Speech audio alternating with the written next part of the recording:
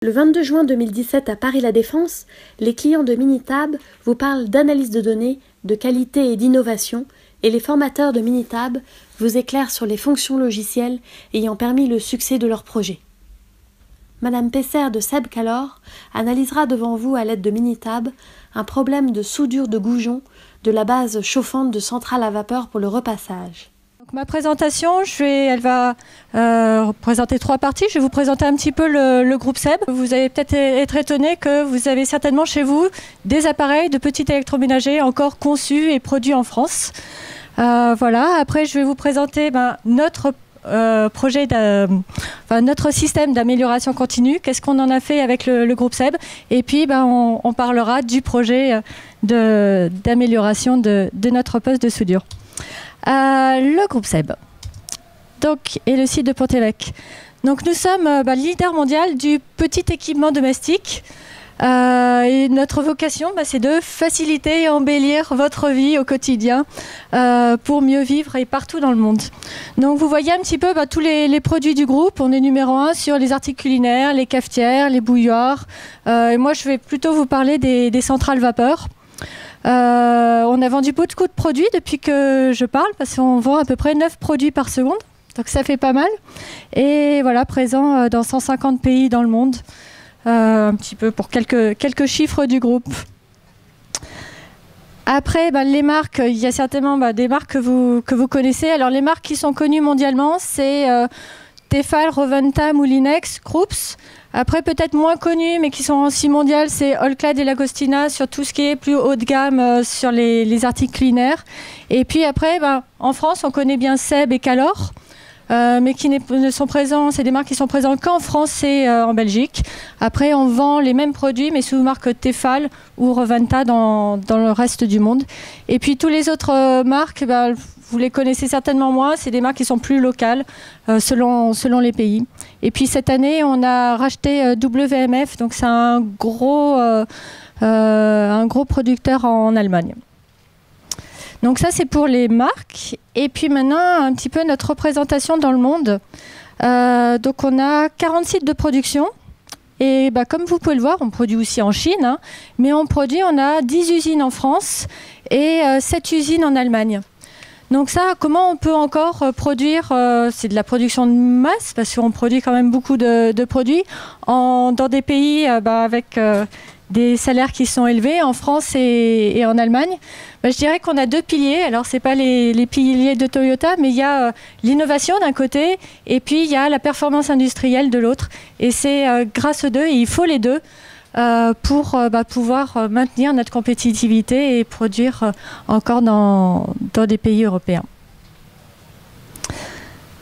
Voilà pour le groupe Seb en général. Et puis là, je vais passer sur la vidéo. Je vais commenter comme ça. Donc là, vous avez notre usine à Pont-Évêque. On a à peu près 850 personnes qui travaillent sur les sites de Pont-Évêque et Saint-Jean. Alors là, c'est 715 à Pont-Évêque. Et après, l'usine de Saint-Jean fait nos parties plastiques. On va fêter nos 100 ans de la création de la société Calor. Je vous parlais de l'innovation. On a le site de production, de conception qui est sur place.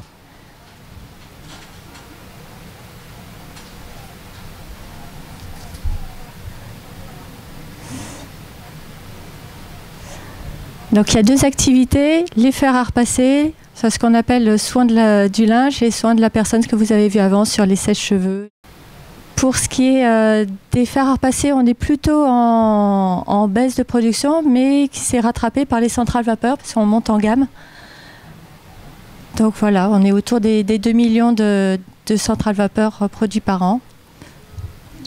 Et l'innovation, c'est la cuillère anti-calque. On a un fer sans fil. Il n'y a pas que les téléphones qui sont sans fil. Et puis l'épilation presque définitive à faire chez soi. Donc on a une plateforme logistique à Mions où on a tous nos composants et après c'est là où on envoie tous nos produits finis. Donc ça, c'est les plateaux des centrales vapeur. Vous pouvez voir qu'on est assez robotisé.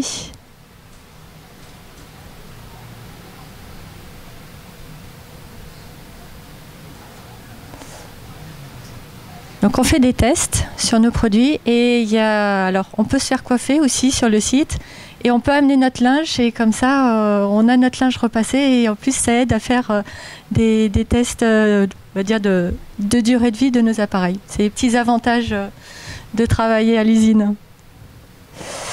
Et là c'est donc je parlais de notre usine de plasturgie qui est basée à Saint-Jean, c'est à 18 km de Pont-Évêque.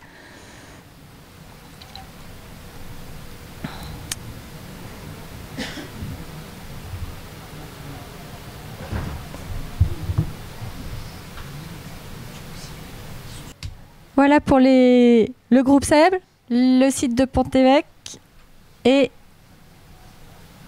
maintenant notre système d'amélioration continue, donc OPS, Opération Performance SEB.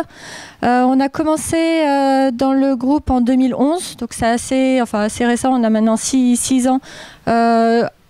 Avant, chaque site avait sa propre démarche, mais on n'avait pas fait un système commun pour tout le groupe SEB. Et puis on s'est dit, bon, qu'on produise des casseroles, des fers à repasser ou des aspirateurs, on a tous des problèmes et y a des méthodes, des outils pour résoudre ces problèmes. Donc autant mutualiser et construire un programme commun, d'où OPS. OPS, c'est basé sur des valeurs. Bon, comme je vous dis, c'est récent, ça a 6 ans. Il y a d'autres sociétés qui avaient déjà fait leur propre système avant. Il y avait des réussites, il y avait des choses qui étaient moins bonnes. Donc on a pu aussi capitaliser sur les choses positives et moins bonnes des autres. Et on a construit donc notre propre système basé sur des valeurs. Déjà, c'est l'homme avant tout, l'homme au cœur du système. Et on a vraiment voulu que tout le monde s'implique, donc l'implication à tous les niveaux. Il n'y a pas une seule tête qui commande. Et on voulait associer santé et performance. On est une usine de production, tout ce qui est les TMS, troubles musculo-squelettiques, c'est important. On veut améliorer la santé de nos collaborateurs et on veut avant tout traiter des problèmes et pas déployer des outils. Alors ce que j'explique souvent dans les formations, c'est si vous avez des miettes par terre, utilisez la balayette.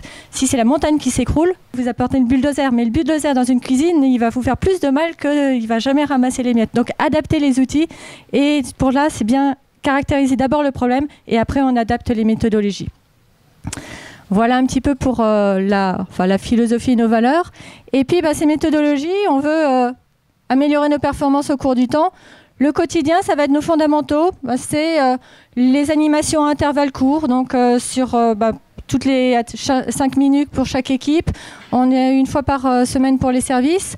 On a le 5S, c'est les standards, l'organisation des lignes, et puis l'automaintenance.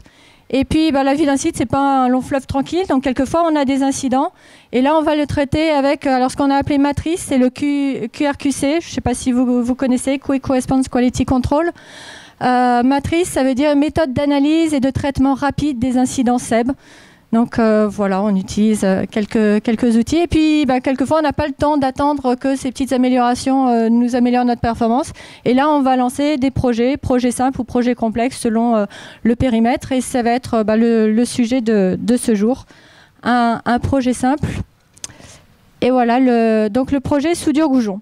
Alors, je vous ai amené une petite cuve pour vous montrer un petit peu. Alors, j'ai aussi après le plan d'une centrale vapeur. La centrale vapeur, si c'est plus performant qu'un fer, c'est parce qu'on produit la vapeur en dehors du fer, dans cette cuve. Enfin là, vous voyez que la demi-cuve. Donc on va pouvoir la monter sous pression et après seulement elle arrive dans le fer et donc elle arrive avec plus de puissance. La cuve, donc on a une partie qui emboutit et puis il faut un élément chauffant pour chauffer. On va avoir un graphite pour améliorer l'échange thermique et pour mettre l'élément chauffant sur la cuve, il faut des goujons qu'on va visser et donc il faut souder ces goujons. Et on a des takt time de 12 secondes. Donc là, c'est une petite cuve qui a 7 goujons, mais on peut avoir des plus grosses cuves à 10 goujons. Donc ça veut dire que ça soude toutes les secondes. Donc c'est un poste qui est vraiment très sollicité et il faut qu'il marche, il faut qu'il tourne. Et on avait avec ce poste des problèmes de panne. Donc au démarrage du projet, alors là c'est un petit peu le poste, on va souder les goujons, on va poser le graphite et puis après on va poser l'élément chauffant et on va visser et après la demi-cuve est prête pour passer sur l'autre partie de la ligne et produire la cuve en entier et faire tous les contrôles de cette cuve. Donc cette demi-ligne, c'est vraiment le poste goujon qui pose problème. Donc au démarrage du projet, on démarre toujours un projet avec ce qu'on appelle un CIPAC. Alors moi j'aime beaucoup ça parce qu'avec un seul slide, ça vous résume tout le projet, toute la problématique. Donc on avait des aléas de 7% sur ce poste-là. Donc ça provoque des arrêts, des pannes. Et alors on n'attend pas de faire des non-conformes, c'est dès que le poste ne soude pas bien, pof, on arrête le poste. C'est toujours quand on est en train de produire, hein, il ne s'arrête jamais quand on n'est pas en production. Donc ça fait des modes dégradés, c'est-à-dire que on est obligé, pour que l'autre partie de ligne fonctionne, on fait des cuves d'avance et on va mettre une personne pour charger les cuves d'avance et le temps qu'on répare ce poste de soudure. Donc l'objectif c'était de diminuer les pannes, de limiter tous ces modes dégradés et puis de supprimer les heures supplémentaires. Donc les heures supplémentaires c'est les week-ends qu'on faisait marcher la ligne pour faire de l'avance. Donc le périmètre, on a 2 lignes de cuves, donc c'était l'ensemble de ces lignes. Et donc l'objectif, c'était un gain de TRS, surtout supprimer les heures dans mode dégradé, les heures de maintenance. Et puis je vous disais, santé-performance, la santé, c'est tout ce qui est mode dégradé. On sait que c'est un risque de sécurité, d'accident en plus, parce qu'on travaille dans le stress, on fait du travail qui normalement n'est pas prévu. Donc si on peut supprimer tous les modes dégradés, on améliore notre sécurité. Vous avez le timing, et puis là j'ai mis juste les fonctions des personnes, de l'équipe. Voilà, donc ça c'est le démarrage d'un projet. On fait notre CIPAC, et puis après on va le définir. Définir notre projet, c'est se mettre d'accord avec le sponsor, les personnes de l'équipe et pour démarrer. Donc c'est faire une voix du client. Alors certainement pas aussi développé que ce que vont pouvoir nous montrer les intervenants après, mais pour être bien sûr que notre problème c'est un problème de coût, de mode dégradé. Le CIPOC qui permet de cadrer le projet. On fait aussi une analyse de risque pour dire est-ce qu'on y croit ou pas. Et puis dire aux sponsors, attention, là il y a un risque. Bon là il n'y avait pas de risque. Il nous faut du personnel. Alors c'est souvent le risque, c'est la disponibilité des personnes et pour qu'on arrive au bout du projet. Et puis après ça, on peut signer la charte de projet. Après, on arrive à la phase mesurée, on va mesurer le processus tel qu'il est. Alors, on est très automatisé, on a beaucoup de mesures, mais en général, on n'a pas celles qu'on veut. Donc, il faut faire des mesures en plus, du bâtonnage. Et alors, déjà, là, ce qu'on avait comme mesure, c'est dire qu'on avait en moyenne 5 heures de panne par semaine. 5 heures de panne par semaine, ça représentait 600 heures de mode dégradé par an. Et en week-end, c'est 16 heures sur 38 week-ends travaillés pour faire de l'avance. Et vous voyez, on retrouve les 600 heures, 608 heures en week-end payés. Côté qualité, dès que le poste ne fonctionne pas bien, on arrête. Donc on n'a pas trop de problèmes de qualité, 0,3% quand même.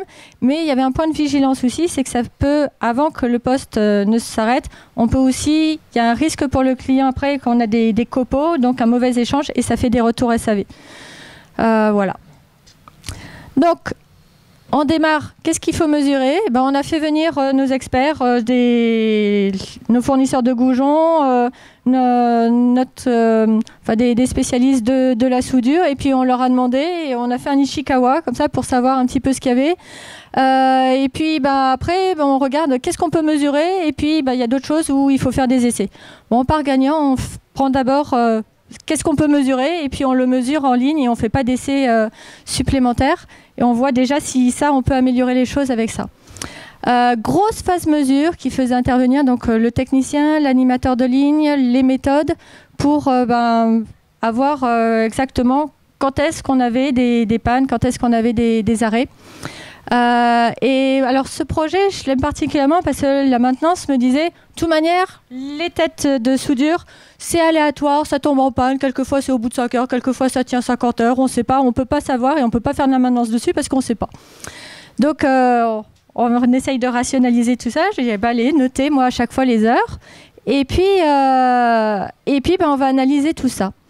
Donc on a analysé pas mal de choses, mais ce que je voulais vous montrer aujourd'hui, c'est avec Vebool.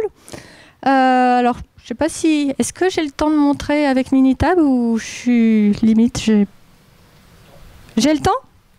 Alors, c'est pas une modélisation pour savoir exactement... enfin, faire une vraie modélisation du poste, mais c'est avoir quelques notions de quand est-ce qu'il faudrait changer les têtes avant d'attendre que le poste tombe en rade. Donc, c'est les mandrins. On a noté les défaillances et combien de temps. Donc, il y en a un qui a tenu 10 heures, l'autre 16 heures, 29 heures, 30 heures, 35 heures. Et là, les gars de la maintenance, ils rigolaient. Tu vois, on ne sait pas, on ne peut pas savoir. Donc, on laisse comme ça et puis on attend que ça tombe en panne. Donc, on va dire, allez, on va dans statistiques. Et puis, donc, on fait fiabilité suivie, analyse de répartition, tronqué à droite, et je veux une analyse de répartition. Donc, je mets en variable, ce sont mes heures. Alors, moi, je prends Vebool à 3 paramètres. Dans une autre vie, j'ai fait de la qualité on essayait de pas faire de l'obsolescence programmée et faire que nos produits durent dans le temps, surtout avoir moins de SAV. Du coup, j'étais un peu habituée à Vebool.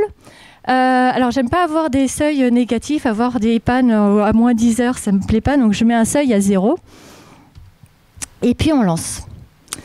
Donc là, qu'est-ce que Minitab nous dit? Il nous donne un petit peu, si tu veux moins de 5% de 1% de défaillance, c'est toutes les 6 heures, il faudrait le changer. Et puis là, on avait... Donc ici, vous avez les heures à partir desquelles on a les défaillances et ici, le taux de défaillance qu'on peut avoir sur les mandrins. Et là, ce qui nous intéressait bien, c'est que si on a moins de 10% de défaillance, donc 90% de chances que ça fonctionne, c'est toutes les 14 heures qu'il faudrait changer le mandrin. 14 heures, c'est 2 équipes pour nous. Donc ça peut tenir une journée et puis tous les matins, on peut programmer le fait de changer les mandrins avant la production, donc ça tombe bien. Et puis comme ça, on a mis en place le cadencement en disant tous les matins, avant l'équipe du matin, on va changer les mandrins. Donc je suis retournée voir la maintenance, je me dis, vous voyez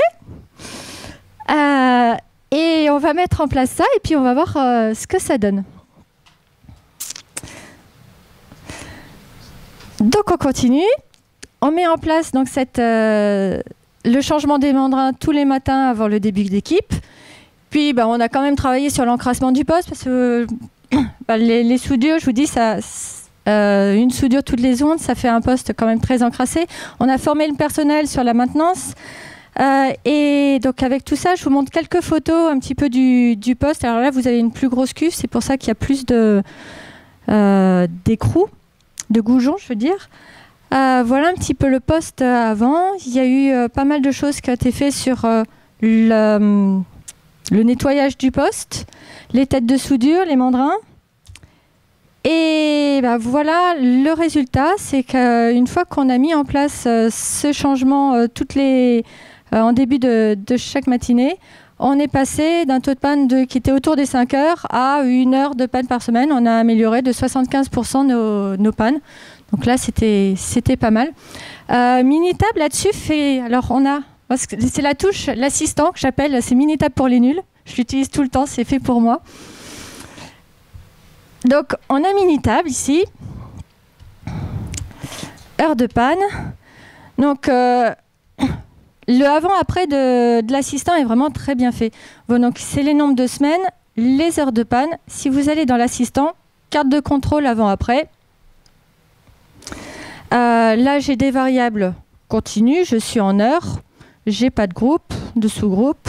Donc, toutes mes données sont dans une colonne. C'est mes heures de panne. Mes étapes, j'avais un avant-après. OK. Et puis là, il me fait tous mes tests d'hypothèse et la carte de contrôle, c'est le 2 en 1. Donc, je n'ai pas modifié mon écart type, mais j'ai surtout modifié ma moyenne, c'est ce que je voulais. Hein. Et on voit graphiquement voilà, qu'on a bien diminué toutes les pannes du poste. Alors, il n'y a pas beaucoup de points parce que si sur 4, c'est 1 point par semaine. Donc, ça fait 4 semaines, 1 mois, on a amélioré. Après, on le suit. Vous allez voir sur la phase contrôlée. Mais pour le projet, là, c'est significativement différent.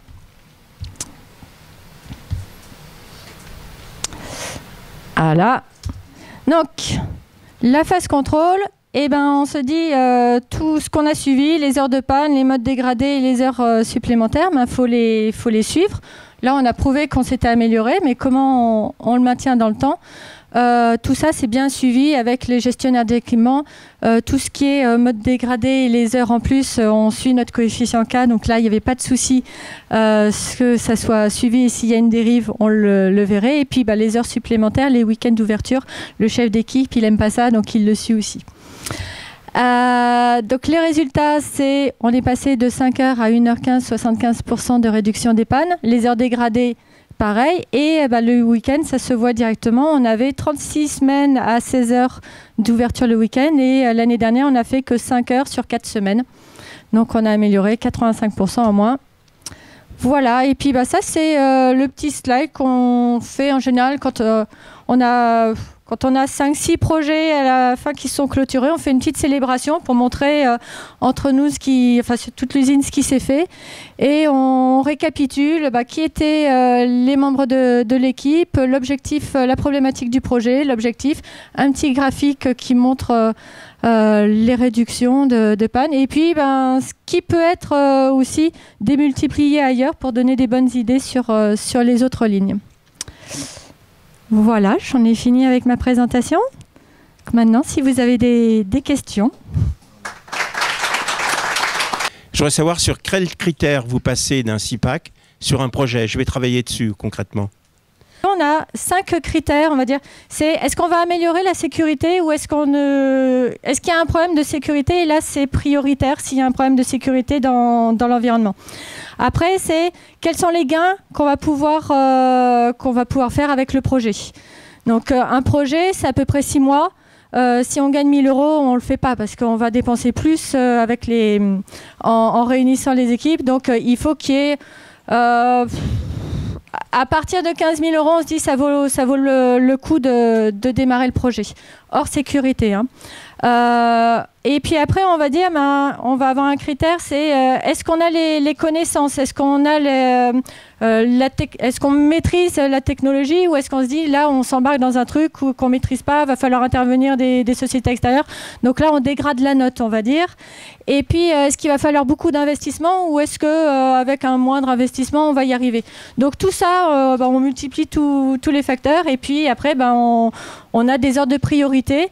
Je vous dis, on a 25 pilotes. Donc, quand il y a un pilote qui a clôturé son projet, on regarde le frigo. Et puis, avec lui, il y a aussi son affinité. Il y a chaque pilote est différent. On préfère tel ou tel... à ses préférences. Donc, on va avec lui, avec la liste dans le frigo, se dire, tiens, tu vas démarrer ce projet-là. Est-ce que j'ai répondu à votre question ?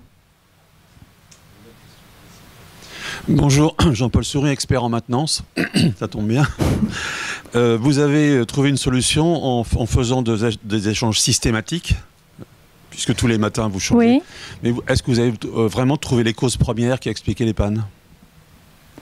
Alors, la cause, on a travaillé beaucoup sur l'encrassement. Parce que c'est un poste qui s'encrasse énormément et il y avait aussi, on a travaillé sur la formation parce que les mandrins sont réparés, en fait, ils ne sont pas systématiquement changés, sur la formation des personnels de maintenance pour qu'ils sachent bien réparer un mandrin et le remettre à neuf. Donc, voilà, les causes racines qu'on a pu trouver, c'est la formation du personnel pour avoir des mandrins qui durent longtemps et puis le fait de changer systématiquement. Merci. Et l'encrassement. Oui, bonjour. Juste un commentaire par rapport au moment où vous avez fait votre étude, vous aviez un échantillon d'une taille relativement réduite pour choisir cette maintenance préventive à 14 heures. On le voyait bien d'ailleurs sur la planche tout à l'heure, vous aviez un intervalle de confiance qui était relativement large. Donc vous avez choisi, et ça s'est montré très pertinent, de choisir au centre de l'intervalle de confiance. Par contre, une fois que vous avez mis en place cette maintenance préventive, en fait, votre échantillon a continué à s'incrémenter au fur et à mesure que le temps a passé. Et maintenant, vous avez encore plus de recul. Et le fait que vous ayez mis en place cette maintenance préventive, vous avez maintenant un échantillon qui est censuré, puisque vous avez des pannes, et vous avez aussi des mandrins que vous avez retirés de la production avant la panne. Donc, vous avez peut-être la possibilité, à plus longue échéance, de revisiter un petit peu cette stratégie avec un échantillon de taille plus importante, peut-être, et peut-être ajuster ce 14 heures pour faire du 21 heures ou du 28 heures, si financièrement, ça a un intérêt d'ajuster cette maintenance pour réduire ce coût de remplacement systématique, parce que remplacer un mandrin, j'imagine, c'est un coût également.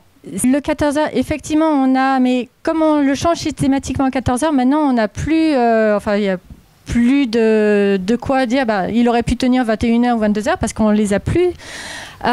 Et ce cadencement, ça nous va parce que ça correspond à 2 équipes.